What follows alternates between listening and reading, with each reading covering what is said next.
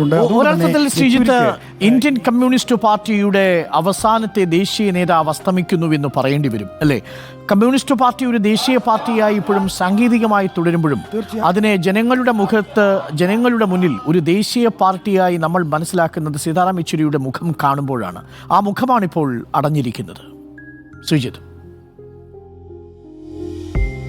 തീർച്ചയായും രാജ്യത്തെ കമ്മ്യൂണിസ്റ്റ് പാർട്ടിക്ക് ഒരു പ്രധാനപ്പെട്ട ഒരു നേതാവിനെ, ഇത്തരമൊരു നേതാവിനെയും ഉണ്ടാകില്ല എന്ന് പറയാൻ കഴിയുന്ന തരത്തിലുള്ള ഒരു വിടവാണ് യെച്ചൂരിയുടെ നിര്യാണം സംഭവിച്ചിരിക്കുന്നത്. സാധാരണ കമ്മ്യൂണിസ്റ്റ് പാർട്ടിയുടെ സംഘടനാ രീതി വെച്ച് നോക്കുമ്പോൾ സംഘടനയ്ക്ക് ഭരണ സൗകര്യത്തിനായി ഒരു ജനറൽ സെക്രട്ടറി ഉണ്ടെങ്കിലും ആ ജനറൽ സെക്രട്ടറി അടങ്ങുന്ന പൊളിറ്റ് ബ്യൂറോയും കേന്ദ്ര കമ്മിറ്റിയും ആ ഒരു കൂട്ടായ നേതൃത്വമാണ് പാർട്ടിയെ നയിക്കുന്നത് എന്നതാണ് കമ്മ്യൂണിസ്റ്റ് പാർട്ടിയുടെ സംഘടനാ രീതി, സംഘടനാ സങ്കല്പവും അങ്ങനെയാണ്. ഒരു കൂട്ടായ നേതൃത്വം പാർട്ടിയെ നയിക്കുന്നെന്ന് പറയുമ്പോഴും ഇന്ത്യയുടെ ബഹുസ്വരമായ ഒരു സമൂഹത്തിൽ ഒരു നേതാവ്, എപ്പോഴും രാഷ്ട്രീയ പാർട്ടികൾക്ക് ഒരു നേതാവ് വേണം. ആ ഉയർത്തിക്കാണിക്കാൻ ഒരു നേതാവ് എന്നത് ഇന്ത്യൻ രാഷ്ട്രീയത്തിലെ അനിവാര്യമായ ഒരു ഘടകമാണ്.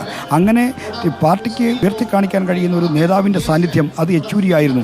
മാത്രമല്ല, ലക്ഷണമൊത്തൊരു നേതാവ്, ശൈക്ഷണികമായും പ്രായോഗിക രാഷ്ട്രീയത്തിലും ഒക്കെ തന്നെ, സൈദ്ധാന്തികമായും പ്രായോഗിക രാഷ്ട്രീയത്തിലും ഒക്കെ തന്നെ വലിയ അറിവ്, സംഭാവനകൾ നൽകാൻ കഴിവുള്ള വ്യക്തിത്വം, പ്രത്യേകിച്ചും രാജ്യത്തിൻ്റെ നയതന്ത്ര മേഖലയിലടക്കം നിർണായകമായ ഘട്ടങ്ങളിൽ ഇടപെട്ടും ഉപദേശം നൽകുകയും അവർക്ക് ഈ വിദേശകാര്യ മന്ത്രാലയത്തിനെ പോലും സഹായിച്ച അനുഭവം യെച്ചൂരിക്ക് മുന്നിലുണ്ട്. പ്രത്യേകിച്ചും നേപ്പാളിലെ ഭരണപ്രതിസന്ധിയുമായി ബന്ധപ്പെട്ട് ഇന്ത്യൻ കാഴ്ചപ്പാടിൽ ആ കാര്യങ്ങളിൽ ഇടപെട്ട ആളായിരുന്നു സീതാറാം യെച്ചൂരി. അദ്ദേഹത്തിന്റെ സഹകരണം വിദേശകാര്യ വകുപ്പ്, കമ്മ്യൂണിസ്റ്റ് സോഷ്യലിസ്റ്റ് ചേരിയുടെ പ്രതിനിധിയായി ഇന്ത്യയിൽ നിന്ന് അദ്ദേഹം പങ്കെടുക്കുകയും അദ്ദേഹം മാവോയിസ്റ്റ് നേതാക്കളുമായി നടത്തിയ കൂടിക്കാഴ്ചകളും ഒക്കെ അക്കാലത്ത് വലിയ ചർച്ച ചെയ്യപ്പെട്ടിരുന്ന വിഷയമാണ്. അന്തർദേശീയ CPM നേതാക്കളുമായി പോലും നമ്മൾ പലപ്പോഴും പറയാറുണ്ട്, ബ്രിട്ടനിലേക്ക് ജെർമി കോബിനുമായിട്ട് അടുത്ത് പേരെടുത്ത് വിളിക്കാവുന്ന സൗഹൃദം, ലാവോസിലെ ആണെങ്കിലും ശരി, ഒപ്പം വെനിസ്വേലയിലെ, ക്യൂബയിലെ, ചൈനയിലെ ഒക്കെ നേതാക്കളുമായി അടുത്ത ആത്മബന്ധം പുലർത്തിയിരുന്ന ഒരു നേതാവിനെ കൂടിയാണ് നമുക്ക് നഷ്ടപ്പെടുന്നത്. ആ അർത്ഥത്തിൽ ഒരു ഇന്റർനാഷണൽ കമ്മ്യൂണിസ്റ്റ് ലീഡർ കൂടിയായിരുന്നു സീതാറാം യെച്ചൂരി തൻ്റെ പരിമിതമായ സാഹചര്യങ്ങളിലും, അല്ലേ? തീർച്ചയായും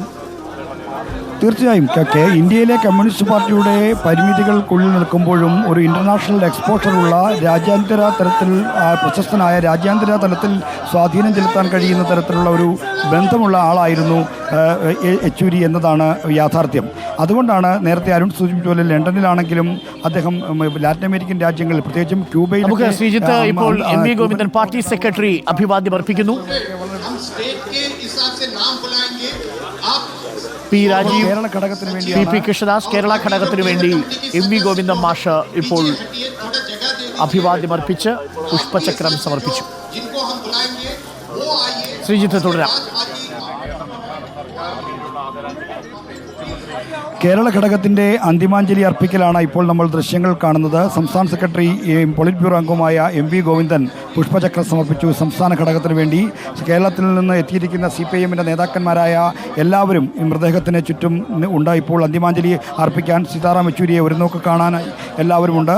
CPIMൻ്റെ നേതാക്കന്മാരായ P രാജീവ്, ഒപ്പം തന്നെ VN Vasavan, NN Krishnadas, K Radhakrishnan, KK Shailaja, PK Shrimati, EP Jayarajan, MP Rajesh അടക്കമുള്ള എല്ലാ പ്രധാനപ്പെട്ട നേതാക്കന്മാരും ഈ യെച്ചൂരിക്ക് സംസ്ഥാന ഘടകത്തിൻ്റെതായ ആദരമർപ്പിക്കുന്ന സ്ഥലത്തേക്ക് എത്തിച്ചേർന്നിട്ടുണ്ട്. ഇവിടെ മൃതദേഹത്തിന് അരികിലേക്ക് എത്തിയിട്ടുണ്ട്. വളരെ വൈകാരികമായൊരു നിമിഷമാണ്. കാരണം ഈ പ്രത്യേകിച്ചും കേരളത്തിലെ യുവ നേതാക്കൾക്ക് യെച്ചൂരിയുമായി വളരെ ആഴത്തിലുള്ള ഒരു ബന്ധമുണ്ട്. അവരുടെ മാർഗദർശിയായി പ്രവർത്തിച്ച, അവർക്ക് പ്രത്യയശാസ്ത്ര പ്രശ്നങ്ങളിൽ വ്യക്തത വരുത്തുകയും പ്രായോഗിക രാഷ്ട്രീയത്തിൽ അനുഭവജ്ഞാനം പകർന്നു നൽകുകയും ചെയ്തുകൊണ്ട് അവർക്ക് വഴികാട്ടിയായി യഥാർത്ഥത്തിൽ തന്നെ ഒരു മാർഗദർശിയായി മാറിയ ആളായിരുന്നു യെച്ചൂരി. അപ്പോൾ യെച്ചൂരിയുടെ ശൈലി അനുവർത്തിച്ച് തന്നെ ഈ പാർലമെൻറ്റിലും മറ്റും ശ്രദ്ധേയമായ പ്രവർത്തനങ്ങൾ കാഴ്ചവെക്കാൻ കഴിഞ്ഞിട്ടുണ്ട് എന്ന് P രാജീവിനെ പോലുള്ള കേന്ദ്ര കമ്മിറ്റി അംഗങ്ങൾ, ഇപ്പോൾ നമ്മുടെ സംസ്ഥാന വ്യവസായ മന്ത്രി അടക്കമുള്ള ആളുകൾ പറഞ്ഞ് ഞാൻ മനസ്സിലാക്കിയിട്ടുണ്ട്. അപ്പോൾ P രാജീവിനാണെങ്കിലും KN ബാലഗോപാലാണെങ്കിലും ഒക്കെ തന്നെ രാജ്യസഭയിലൊക്കെ അവർ മികച്ച പെർഫോമർമാരായി മാറുന്നതിന്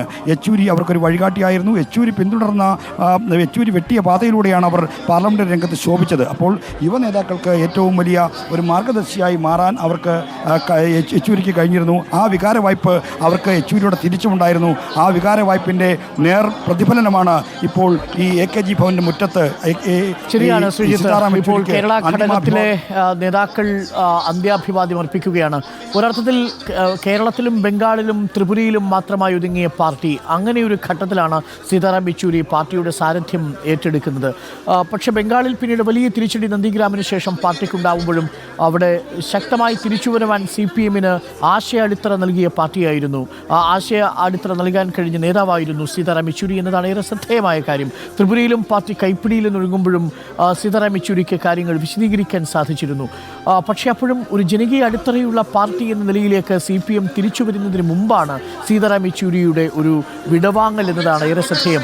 ആശയപരമായി CPM-ന് ഇന്ത്യൻ രാഷ്ട്രീയത്തിൽ ഏറെ മുന്നോട്ട് പോകേണ്ട വരുന്ന ഏറെ നിർണായകമായൊരു ഘട്ടത്തിൽ ആ ആശയപരമായി ഇന്ത്യയെ തന്നെ നിർവചിച്ച ഒരു മനുഷ്യനെയാണ് നഷ്ടപ്പെടുന്നത് എന്നതാണ് ഏറെ വേദനിപ്പിക്കുന്ന കാര്യവും. നമ്മൾ ഇതിലേക്ക് തുടർച്ചയായി പറയുന്നുണ്ടായിരുന്നു, സീതാറാം യെച്ചൂരി ഇന്ത്യൻ രാഷ്ട്രീയത്തിൽ ഇപ്പോൾ അടയാളപ്പെടുത്തിയിരുന്നത് ഇന്ത്യ മുന്നണി എന്ന ഒരാശയത്തിന് രൂപം നൽകുകയും ആ ആശയത്തിന് രാഷ്ട്രീയമായ വ്യക്തത നൽകുകയും സൈദ്ധാന്തികമായ അടിത്തറ നൽകുകയും ചെയ്തൊരു നേതാവിനെയാണ് നമുക്ക് നഷ്ടപ്പെട്ടിരിക്കുന്നത്.